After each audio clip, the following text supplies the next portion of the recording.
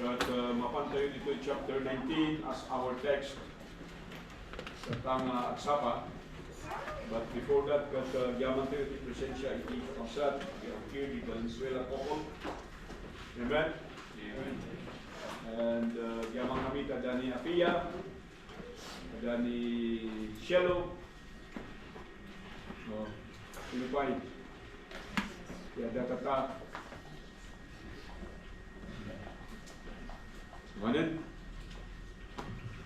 tada kapsat Alfredo, travel dati ni Ungan, makadwatay tatang Aldao. So, yaman na tada ni Eros, uray no agsaksakit ng madanga, may dito yung paggimuman. So, we need to understand that there are people when they are sick, we do not want to come to church, but we still have some people who even when they are sick, they want to be with the church. Nung makita yung gagawin kong kapsat, dahil iti sursuro iti Biblia. Nga dagito'y da masakit kat umasilip dati niya po Diyos. Bawin mismo ni Kristo, kaya iti presensya na. So tinito'y gagawin I'd like to preach to you a message that I found out when I read gagawin kong kapsat, the most horrific part of this verse. Kat jay kunana dito'y verse 8 and verse 9. And I will make this city desolate and uneasy. Everyone that passeth thereby shall be astonished and hiss because of all the plagues thereof. So ano ba itong plagues na mangyayari sa lugar na tinutukoy ng passage na ito? In verse 9, I will cause them to eat the flesh of their sons and the flesh of their daughters, and they shall eat everyone the flesh of his friends, in the siege, in the straitness, wherewith their enemies, and they that seek their lives shall straiten them. So kung natin at duma nga mangbasbasa dito nga saan nga agpaiso nga napasamak na ito, but lo and behold, this actually happened during the siege of Jerusalem. During the siege of Jerusalem, awan iti makandan na ibos, kinanda dageda anak da. So imagine these people who are called to be God's people. Gapo iti extreme nga bisin, iti panangkitam iti kapamilyam at makan. And don't you ever think that we are exemptions. But we are not. Nagahimkit kapsat, I entitled this message, Hardened to be Broken. Hardened to be broken. Actually, nakitaan nyo ni Jeremiah, he prophesied for almost 45, almost 50 years. Keep on warning. His message did never change. Pari-parihas dia warning na. Pari-parihas dia mensahe nga ititod niya po Diyos kinkwa nga saan nga nagbayad, saan nga binaliwan ni Jeremiah, saan iso na nga tinmaray nga kaslaki ni Jonah. Amen. For those years nga ikaskasabana kan ipopropesay na dagitoy dala coming judgment, amok nga dakin niya na diay dagsim. Because in the next chapter, in chapter 20, gapo kada gitoy dala propesya ni Jeremiah ket nagungot daytoy nga agnagan iti Pashur, the son of Immer, maysa nga padi. Isuda iti dapat mangidaulo iti worship ken pudno nga panagdayaw kaniya po Dios, but they compromised that standing. Isuna iti nang sipat kini Jeremiah ket inkargada isuna iti maysa nga baludan iti kunada dito nga lakket ja kayo nga maiipit ja ulo. Maipadlak kay ja pati ja ima and you cannot move. Imagine no kastoy nga ka-faithful iti mapasamak ay kastoy iti mapasamak iti faithfulness iti mangsurot iti pagayatan ti Apo, sino mata kadatayo ti agbalin nga faithful. Tatanto pa'y awan lagarod iti mapasamak, awan lagarod ti mangtiliw kadatayo. Awan timang pangor kada tayo, awan timang sipat kada tayo, but we do not want to be faithful to God. Actually, we are in a stage when Jeremiah was prophesying these words. We are actually reliving that moment. When people do not believe the word of God, and they believe the lies of men. There are many prophets, there are many priests, there are many messages. The people of Israel were listening to that day. But one thing that they did not believe is the truth. The truth that comes from the mouth of Jeremiah, because it is against them, they do not believe. What they believe are the things that are for them, that are comfortable for them, that are profitable for them. At ganyan ang nangyayari sa mga churches ngayon. Alam niyo mga kaibigan, we are in the process of hardening. Either hardening for the glory of God or hardening for destruction. So mamili po tayo sa umagang ito kung saan tayo patungo o kung ano ang mangyayari sa buhay natin. So nak ni research gagayong kinkakabsat, kada ito nga Jeremiah, the book of Jeremiah actually, iti mensahe na dito was against apostate people. Apay nga apostate, no kunata yung apostate, they were once faithful but now they are not. But they do not know that they are not faithful. This is the work of pride. Dati ka, kanayon ka nga da iti gimuan. Dati ka, dakat i-amin nga ministry, but today, you shun these things.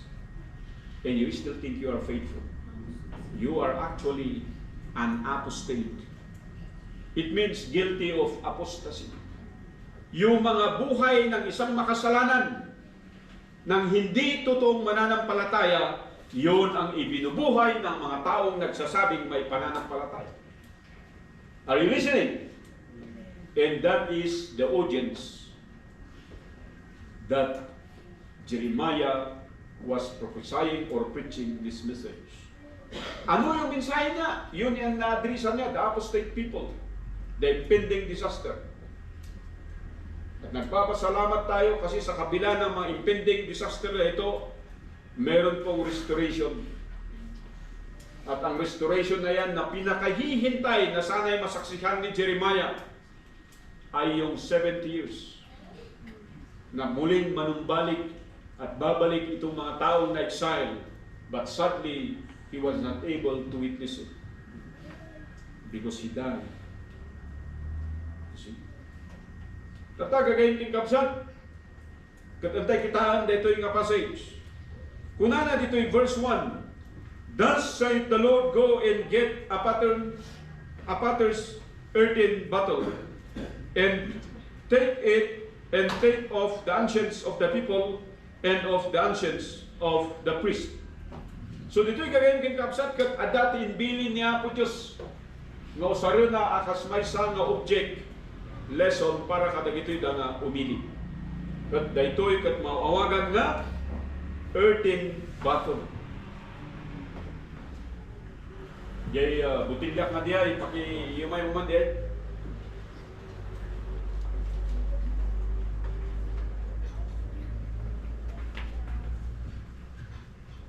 Dito yung auto, aqua flask. Saan nga earthen dito plastic and metal. It is called composition of composite material. Ngam jay earthen vessel purely made of clay. And the earthen vessel described in this passage is not something like this. Nga pare-parehas jay waistline na, gana jay chest, gana jay saka. See? Ngam jay earthen vessel kat dakken. Nagkasta and then nagpabasit jay neck, gana jay opening. Kas jay iti earthen vessel nga paginuman, wenno instrument nga usaran ti tao. So ang kung amo no naabutan nyo, jay refrigerator, in the old times. Kasi dyan di paginuman mi ini, jay banga nga dakil, nga dati gripo na. Kat kanayon nga refreshing jay danom. Have you ever tasted that? Ang nga mo dagito damini ken mijit. Ang kayo pa nga nag-inom tikas jay. Aguray tanto adda itikas jay no pakadata agaramit dito iso di drinking water dito church. Tapno ma-appreciate yun niya. Dito'y kagayon ken kaabsat kat kunanay jay mangala ka itikas jay. Kat awitob deta kat ayabang kunana dagitoy da na ancient. Pag sinabi natin ancient, yung matatanda, yung mga senior, yung mga adult. In other words, the elders of the people. The elders of the people, of the clan, of the family, of the tribe, together with the elders of the church. Tawagin mo sila, sabi ng Diyos kay Jeremiah. At ano ba ang kanilang gagawin? Makinig kayo. Because daytoy nga libro iti Jeremiah, duwa lang. If I'm going to summarize it, you're going to take note. From chapter 2, unggana, because chapter 1 is a prologue, it's an introduction. But the message composed of two parts. Chapter 2 to chapter 45 is against a sinning nation. And that sinning nation is none other than Israel. And chapter 21, chapter 21 to chapter 45, or chapter 46 to chapter 51, yung katuloy na data, is against the surrounding nations. Yan yung laman yan. In chapter 52 is the epilogue that speaks about the national catastrophe. Yung napakatinding sakuna na darating sa bawat bansa. Ito yung laman ng aklat ng Jeremiah. Kaya sabi ko sa inyo, napakatinding pag-aralan yung aklat ng Jeremiah. Why? Because it pictures the kind of churches, the kind of people na meron tayo ngayon. Yung mga taong kinakausap ni Jeremiah. May mga simbahan na hindi na Bible ang pinipreach. Mga pastors that are living immorally, but they still occupy the pulpit. And the people gather and appreciate and praise them. They do not know the truth. Ganyan po yung kapanahunan ni Jeremiah. While Jeremiah was all moral, he was all holy, he was all righteous, and when he was all obedient, the people do not see that. Why? Because they see Jeremiah as a threat for them. Ang nakikita nila kay Jeremiah, ay kami, palagi niya kaming pinapagalitan, palagi niya kaming kinukulit, palagi kaming mali. Wala na siyang makitang tama sa atin, sa amin. Yan ang sinasabi ng mga tao, katulad din ng mga churchgoers na yun. Ayaw nilang nabigyan ng correction, ayaw nilang matuto sa salita ng Panginoon. Kaya nga sabi ko dito, as we go on in our text, the venue where Jeremiah will deliver his prophecy is at the gate called Patshur. Patshur, di ba? Kasi sabi dito, and go forth from the valley of the son of Hinnom, which is the entry of the east gate, and proclaim there the words that I shall tell thee. Yan, pupunta kayo ngayon. At sabi niya, ang tawag dyan ay Patshur, sa gate na pupuntahan nila. Doon mo yan ipapakita. Bakit? Kasi related yung dala-dala niya. Ano yung dala-dala niya? Earthen vessel. Doon sa gate. Na yung Patshur gate na yon ay yon ang tinatawag ngayon na Dung Gate. It is more popularly known as Dung Gate. Han nga Dung Gate Sabali jay Dung Gate na masitsila di jay dried fish. Nung jay Dung Gate, D-U-N-G means basura, garbage gate. But not in research, naadal tayo dito, hindi na-touch tayo, iti libro, iti Nehemiah.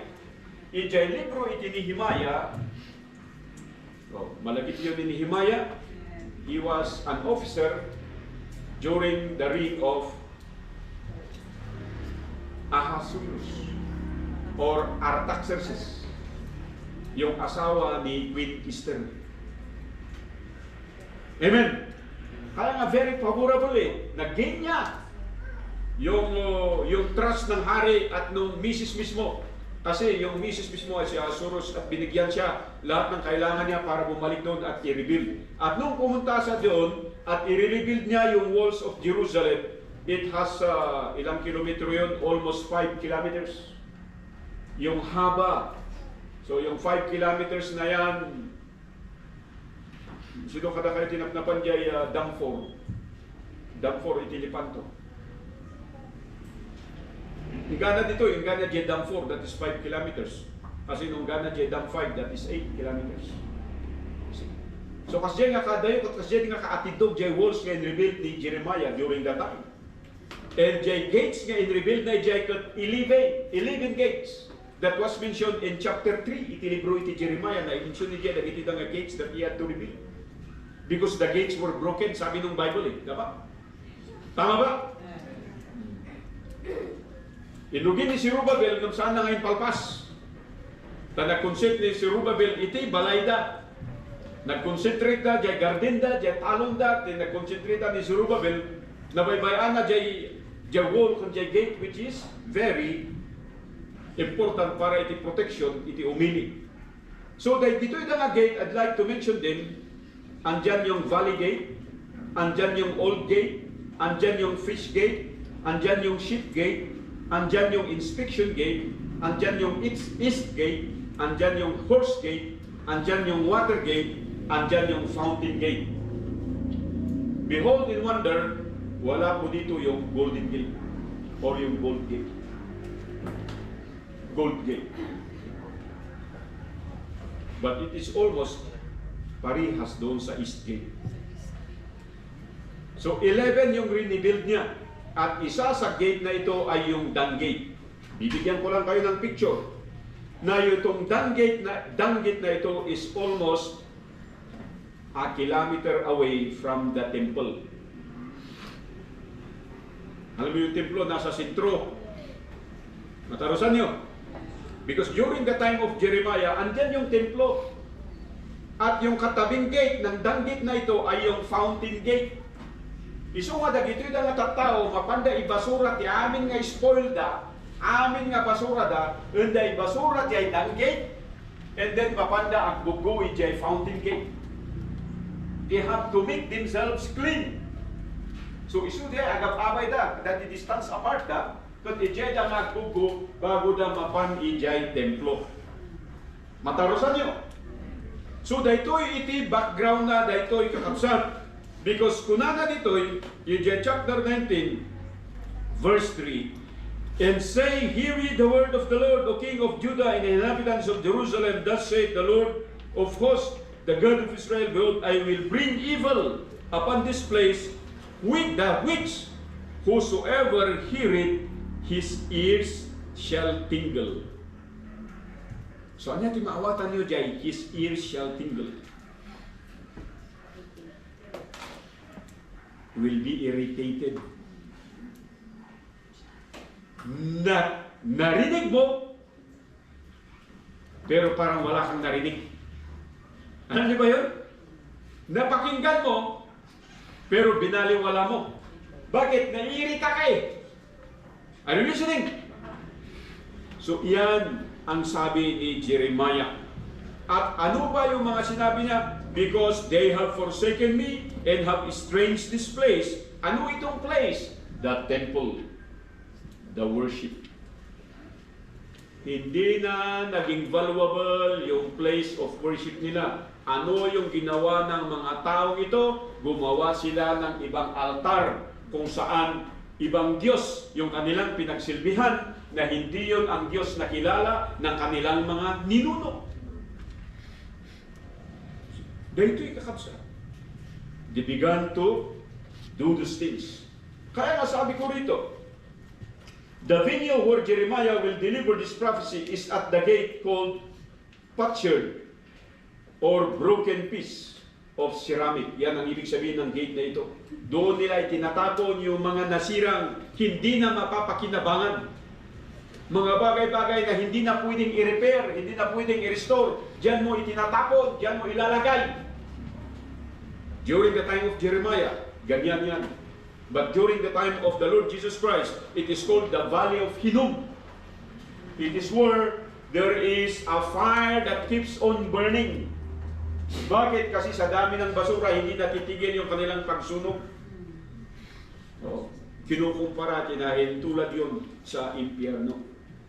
The Valley of Hinnom. Sabi ko rito, it is also popularly called the Dung Gate. And we can recall in the book of Nehemiah that this was one of the 10 or 11 out of 12 gates his team revealed. So yan, para magkaroon lang tayo ng background. Bakit dito niya dinala yung mga ancients of the people? And we have point number 1. Unang-unang puntos natin dito ay yung adults are respected. So adult tayo dito yung simbahan. Let us show that we are adults. Hindi pwedeng palabiro tayo. Okay lang dyan, palabiro. I-maintain mo dyan. Kung na tayo nga natatailan ka, dapat makitakin ka iti. Example. Makitakin ka iti. Leadership. Makitakin ka iti. Guidance. But problema gagayin kin kapsat, no adult ka, isikati pananawa.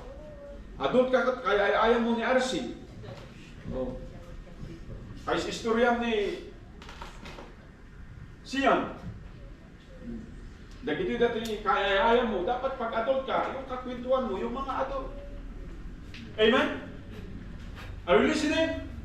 Bakit kasi dito, binigyan importansya yung mga ancient. Ibig sabihin ng ancient, mga adults. Sila ang kausapin mo. Bakit sila? Bakit sila? Kasi sila ang namumuno sa kanilang mga families. The leaders of the tribe and the leaders of the temple were called together. Agyaman tayo dito, gagayang kinkapsat, tawan ka na dito yung leaders, iti ko na nga, kami nga kayat nga umay. Amuyo no apay, because deep in their heart, alam nila na totoo yung sinasabi ni Jeremiah, pero ayaw nilang sundin at ayaw nilang maniwala. Kasi nga, against para sa kanila eh. Self-indictment yun para sa kanila.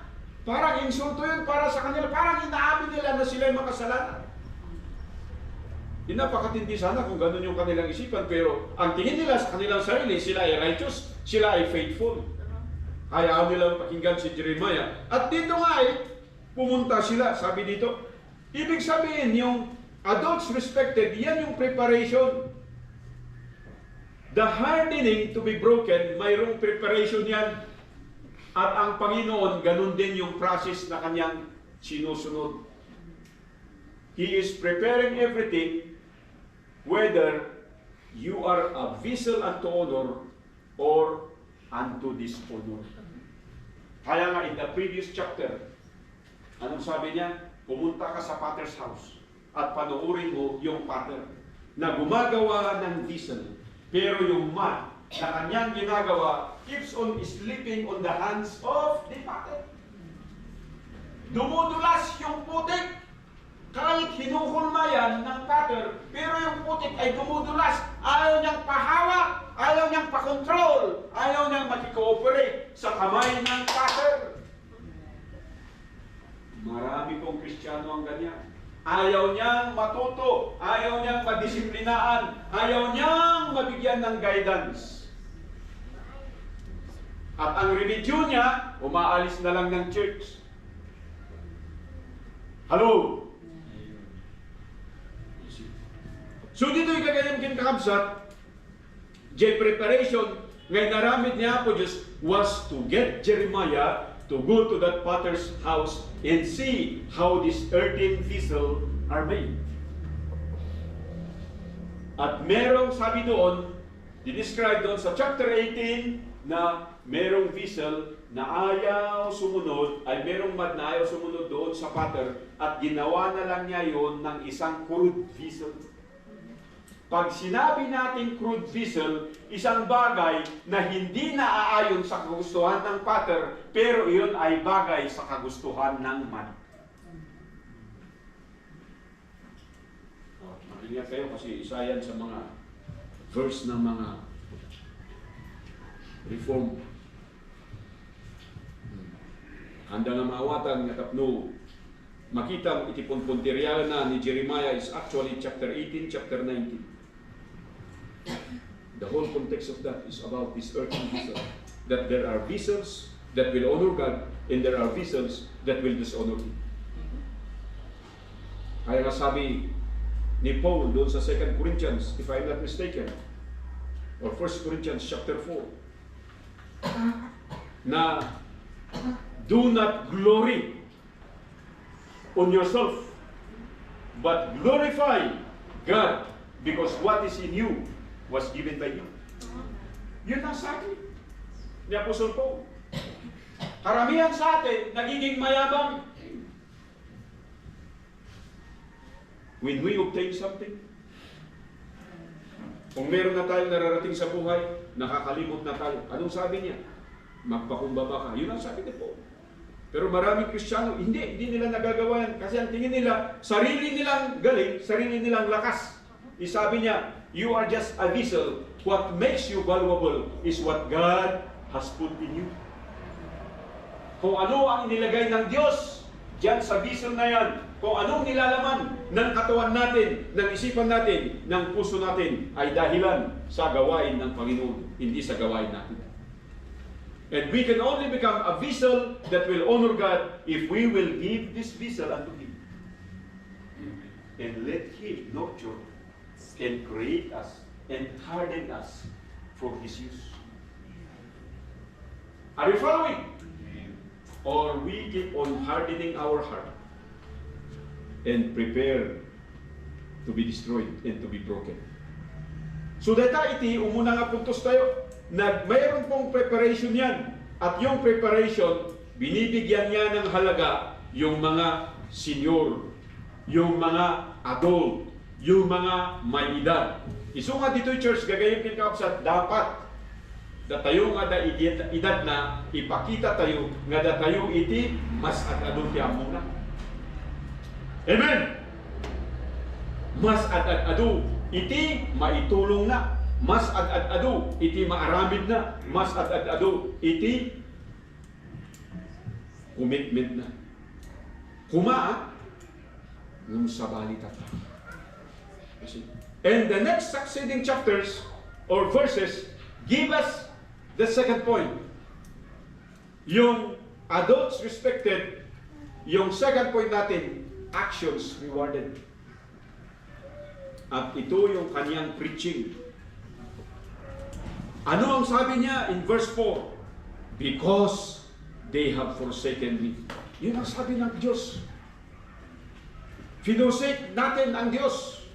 Sabi niya, tingnan niyo ito, they have built also the high places of Baal to burn their sons with fire for burnt offerings. Ang bira, napakatindi. Sinakripisyon nila yung kanilang sariling anak para sa isang Diyos na hindi naman totoong Diyos. Ginagawa ng mga Canaanites na itinatuwa ng Diyos doon sa lupain. Pero ginaya nila.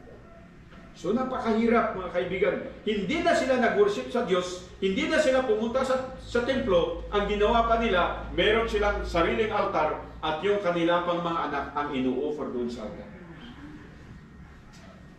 So, baka kung ayaw man nga, han nga mapasamak deta, ay baga kada kayo. Dito yung warning, yung baga nga handa nga kinnan, dagito yung anak na, inaramid na. Saan na nga kinnan, dagito ka pamilya na, inaramid na. Because that was prophesied by Jeremiah. And did happen during the rule and reign of Zedekiah. So dito yung ganyan kinkapsat, the preaching keeps going on.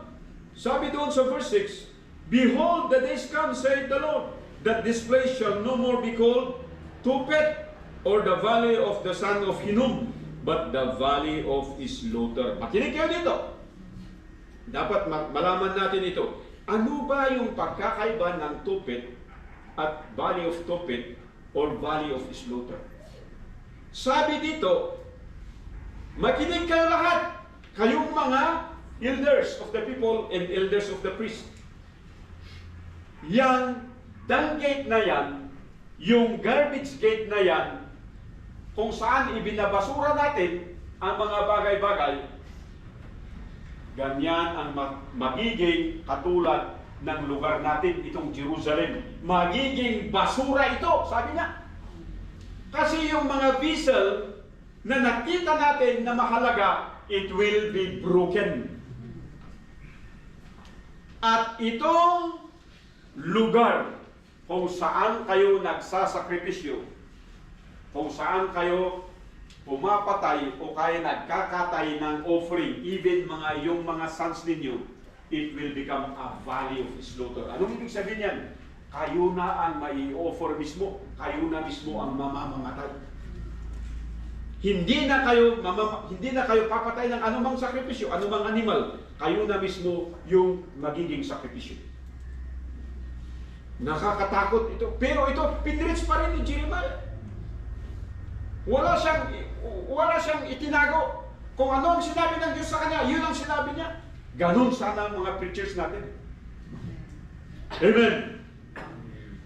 Walang conservation sa salita ng Diyos. Ano ba yung sinabi rito? And I will make void the counsel of Judah and Jerusalem in this place, and I will cause them to fail by the sword before their enemies, by the hands of them that seek their lives, and their carcasses will I give to be meat for the fowls of the heaven and for the beasts of the earth. So, ma-appreciate rin lang ito yung mamuan yung itsura na ito yung nakukunata yung mga danggi, binubasurahan. Di may basura dyan, sanda nga gaburan, sanda nga ikali. Kargada dyan, tapno, ang balin nga, organic fertilizer, marunot. Kuna na dyan, when this place become a valley of slaughter, kas dyan di mapasama kada kayo, you will not have the benefit of burial. You will not experience the mourning of people.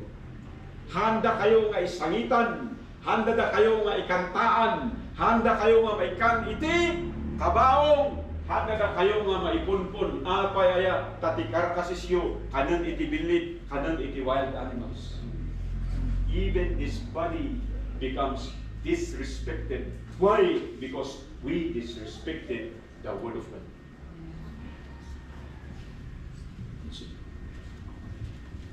Nakabutang nga dito.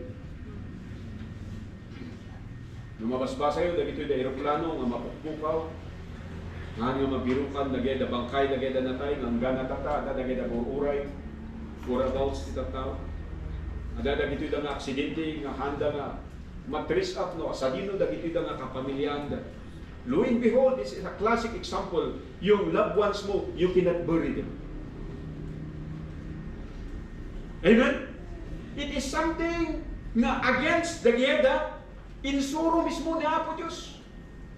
Ngam apay nga dagito'y dapat mapasama, gapu garot ta sanda nga, in kaskaso, iti sasaw iti Diyos.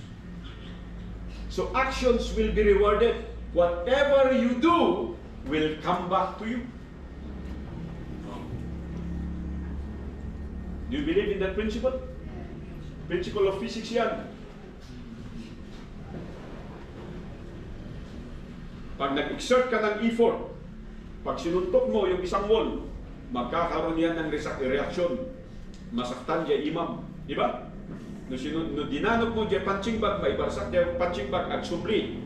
Apaya because of the reaction of the force applied. At ganyan ang explanation dito. Yung actions natin patungkol sa pananampalataya at pag-worship at pagsilbi sa Diyos. Kasi hindi natin ginamit, hindi natin ginawa kung ano ang sinabi ng Diyos, ano ang kagustuhan ng Diyos, babalik yan sa akin. At pagbalik niyan, wala nang remedy. You are already hardened to be broken. hardened for destruction. Katulad ni Pharaoh, he intentionally hardened his heart, and everything was broken up, beginning from his family up until the last part of his kingdom. Hello? And yet we do not want to listen. Oh, imposible dito. Kitaan nyo dito yung kakabsa. Talo lang nga puntos dito eh. Adults respected, actions rewarded. Yan. Alam niyo, sometimes yung reward na darating sa atin, it's something that we do not expect. Akala mo, pagpapala yung darating sa iyo, pagpapalo pala. Ang matindi rito, pinapalo ka na ng Diyos, ayaw mo pang bumalik sa Kanya, ayaw mo pang lumapit. Di ba? Lalo pa tayong lumalayo, di ba? Hindi ka kayo ito illustration. Iti may isang about na pigpiksan na tindog iti distance na. Force times distance is work. Mas matindi. Mas malakas. Pero pag ikaw ay yayakap doon sa pumapalo sa'yo, hindi kanya mapalo. Walang sakit kasi short distance eh. Pero ang tao, imbis na lumapit sa Diyos, lumalayo. Kaya tumitindi yung pagpapalo. Ang akala mo pinagpapala ka, pero yun pala pagpapalo na lang. Kita na itibadag kakapsat nga kunatay that we are becoming wiser, that we are becoming foolish. In this was actually prophesied by even Jeremiah during his time. At yung pinaka-last point natin, napakatindi kasi, basahin nyo dito. In the last 2 verses, then Jeremiah from Tophet, whether the Lord had set him to prophesy, and he stood the court of the Lord's house. So bumalik siya. Nanggaling siya doon sa Tophet, nanggaling siya doon sa Dangge, at bumalik siya doon sa templo, and said to all the people, thus said the Lord of hosts, the God of Israel, behold, I will bring upon this city, and upon all her towns, all the evil that I have pronounced against it, because they have hardened their necks, that they might not hear my words. Ang katanungan dito, will you harden your neck? Will you harden your heart? Yung last point natin dito is, mayroon pong administered rule. First, are adults respected? Actions rewarded? Administered rules. Ano itong administered rules? Ito po ay protocol. Ito ay protocol ng Diyos. Ito yung regulations ng Diyos. At yung regulations niya, because you have hardened their neck, andyan yung evil na darating. Are you listening? Sino ang gusto ng evil? Sino ang gusto ng destruction? Sino ang gusto ng pagpapalo? Ayaw natin yan. At dapat alam natin na yung protocol ng Diyos, humihingi siya, if only, sabi niya diyan, you will repent. Kasi sabi sa previous chapter, if you will repent, I will not do these things that will harm you. Di ba? Yun ang sabi ng Diyos. Pero kung ikaw, na obedient ngayon, kasi dalawa yan eh. Yung mga faithful ngayon, at pipiliin mong sundin yung mga buhay ng mga unfaithful. Anong sabi niya? I will also repent in giving you this blessing that should come to you. So dalawa, which are purely negative in its nature. Pag ayaw mong mag-obey, darating yung pagpapalo. Pag ikaw ay faithful at susundin mo yung mga unfaithful, hindi darating sa iyo yung blessing. So dalawang bagay, mga kaibigan, yan ang protocol ng Diyos. He will always administer that because He is God. He is the living God. Katlo kitaan nyo dito eh. Kitaan nyo the verse 12. Thus I will do unto this place, saith the Lord, to the inhabitants thereof, even to make this city as Tophet. Pambihira. Yung akala ng mga taong ito, they are well protected because they have the temple of God in the middle. and they have the walls surrounding them, and all the gates were built. Pero sabi niya, magiging katulad ng tupit ito. Everything will be broken, it will not be repaired. Everything will be burned, and everything, all carcasses, will be eaten by birds and by wild animals. In verse 13, in the houses of Jerusalem, in the houses of the kings of Judah, shall be defiled as the place of tupit. Yung pinagyayabang ninyong bahay ninyo, ipinagyayabang ninyong kaharian ninyo, ang ipinagyayabang ninyong ari-arian ninyo, iba yung makikinabang. Defiled, ibig sabihin yan, iba yung magmamayari. Iba yung makikinabang. Iba yung gagamit. At sabi niya, because of all the houses upon whose roofs they have burned incense unto all the host of heaven, and have poured out drink offerings unto other gods. What's it? Because they are guilty of idolatry and adultery. Mga kapatid, nakakatakot na protocol ng Panginoon when He administered His justice system. Walang pinipili. Isu nga, anya ay karamidan tayo. As the warning goes, are we going to harden our neck as Jeremiah finally uttered? Mangyayari lahat itong mga bagay-bagay na ayaw ninyo. Ni sa imahinasyon, ayaw niyong mangyari, hindi niyo ginusto, pero mangyayari ang may ito because you hardened your necks, you hardened your heart. Are we going to harden our life for destruction, to be destroyed? Or we will harden this heart for obedience, for service, and for worship? Tumakder tayo amin, and let us pray. Maminsan man na po Diyos, sumango kami kan sika, agpakaasi, kan dumawat ako Diyos, iti panangidaulo, iti nasantuan nga Espiritu, iti daytoy nga awis, iti pulpit, ang asim tasagidaw, iti puso, tutunggal may sa kada kami, amumi iti sasaadan ni iti samwan. Pudno ako Diyos, akas iti maysa nga earthen vessel, at balin kami kumanga na balur iti sangwanam ng sabali, kayat mi iti masursurot. Saan nga sikan iti prioridad mi? Saan nga importante iti panagdayaw? Adu ako Diyos nga banbana, isok-sukat mi kansiya. Ang asim, kay tidaytoy, nga kanito, nga umay kami, i-close iti daytoy nga gimong, tunggal maysa kada kami kapagkararat kansiya. Saan mi nga kaya tapo Diyos, nga daytoy nga dusa, daytoy nga saplit, daytoy nga panagukhog, daytoy apo Diyos nga panakadadaon, kat mapasama kada kami. Ang asim sa agidom iti puso titunggal maysa, kat makapagkararat kami kansiya.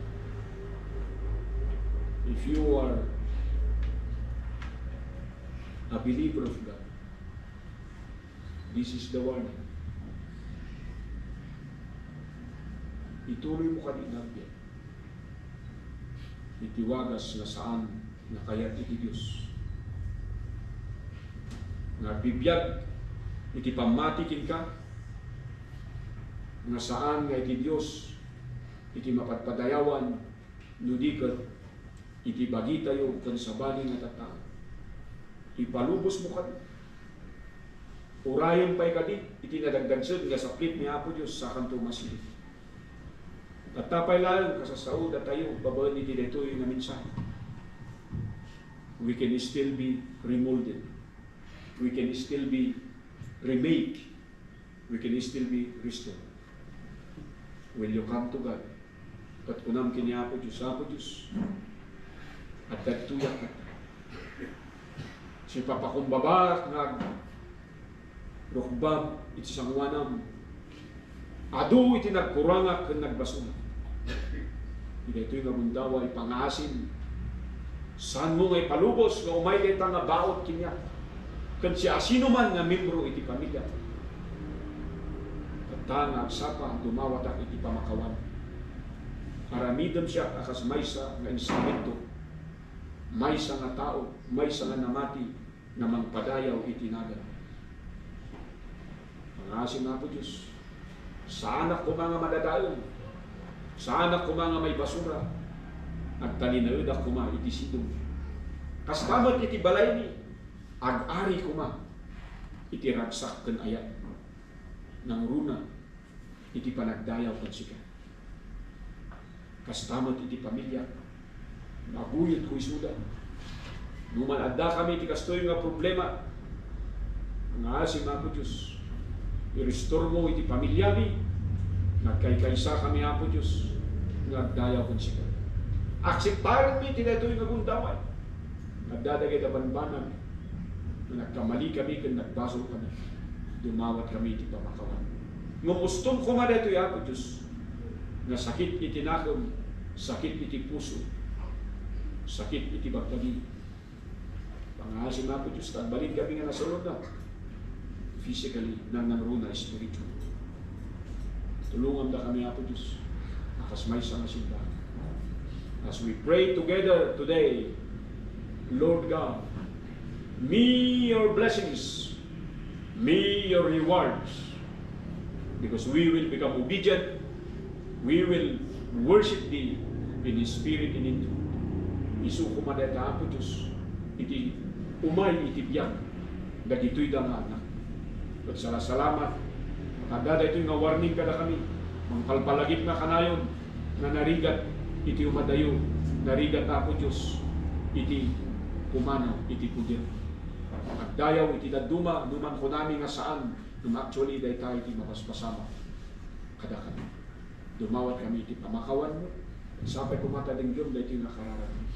I-restore mo da kami ako Diyos. I-remove mo da kami. Tulungan da kami, babawin ito na Santuan ng Espiritu, ng mga rami da po Diyos, iti pagayatang. Tapno da ito yung abagi, katagbalin na po Diyos na pamadaya po siya.